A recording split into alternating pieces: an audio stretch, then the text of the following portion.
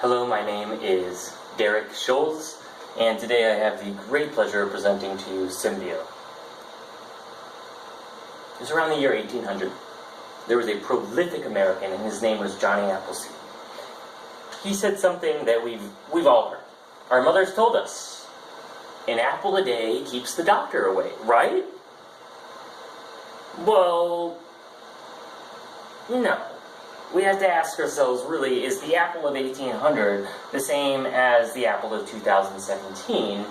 And in order to understand that, we really have to take the journey of an apple. So buckle up, here we go, the journey of an apple.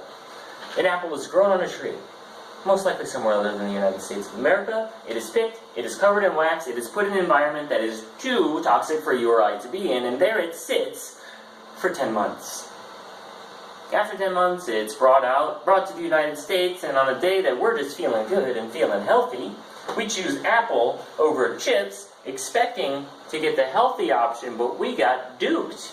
Because that apple's 11 months old, and is nothing more than a ball of sugar, and I just think we'd be hard-pressed to find a doctor who says a ball of sugar a day keeps the doctor away.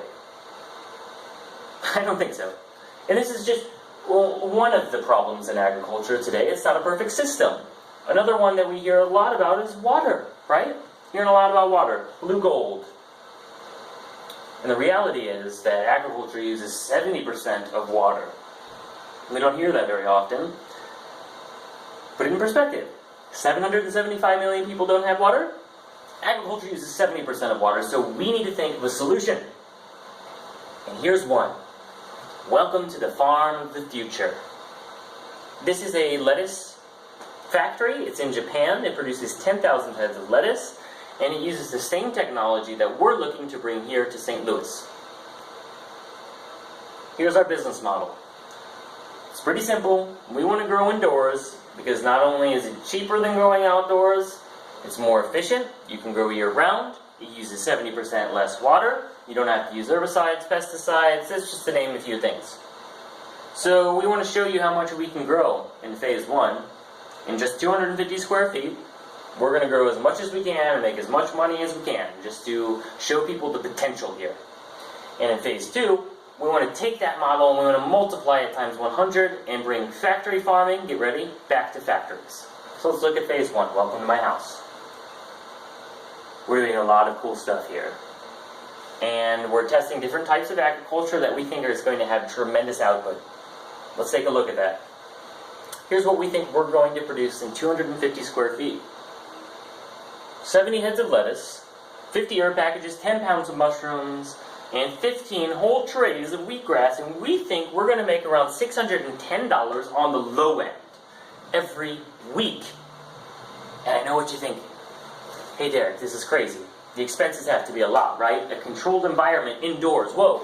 Not really. Actually, electricity's low, $216 every week, and our expenses are going to be $56.56 every week, which gives us a weekly profit of $553.44, which if you multiply that out times a year, gives you a profit of around $29,000. That's incredible. Here's what else we want to do. We don't just want to leave it in our house, you know. We want to bring it to the public. We think that this stuff not only is cool, but it looks cool. So we want to do that by customizing pieces for restaurants, and we will do absolutely everything from building to maintaining to harvesting, and the restaurant just has to promise us, hey, Symbio, we'll buy that produce. We'll do everything, except for buying our own produce. They just have to promise us that, and then we'll also give them the tremendous PR benefits. Because they're the first restaurant in St. Louis that has an indoor farm. In phase 2, we want to just take the 250 square foot model, multiply it times 100. Our idea is we're making $29,000 in 250 square feet. Multiply that times 100. I'll let you do the math. Here's some trends in the industry. Automation and technology. This is key. You want to be able to view your grow from a remote location and be told if there's any problem going on. We're working with a nonprofit. It's called OpenAg. It's out of MIT, and we're developing just that right now. We also think there's a strong demand for local produce, and we're going to have just no problem getting rid of this tasty stuff. We have a competitive advantage. And this is why you want to go with us if you're going to go in this industry, because we've been testing this stuff for around 2 years now. We know what works, we know what doesn't work. And here's the main reason, is because we're scaling up. We're not starting with the big factory, we're getting rid of all of our problems in the prototyping phase, so that way when we get to a big factory, we don't have any problems. Here's the reality, folks, is that this is moving fast. This industry is going to go from 1 billion to 6 billion in 2022. There's going to be 3 times as many commercial operations next year as there was this year.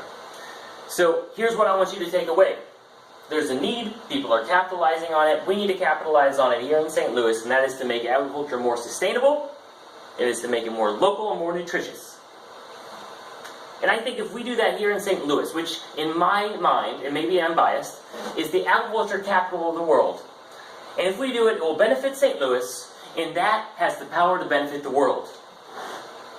So much so that it changes what we eat. And in 100 years from now, someone will point back at that little tiny blip in time, and they will say, of all things, an apple, one of the healthiest things, was actually unhealthy. And we can brush that off of our shoulders because we know that we have good food now. Thank you.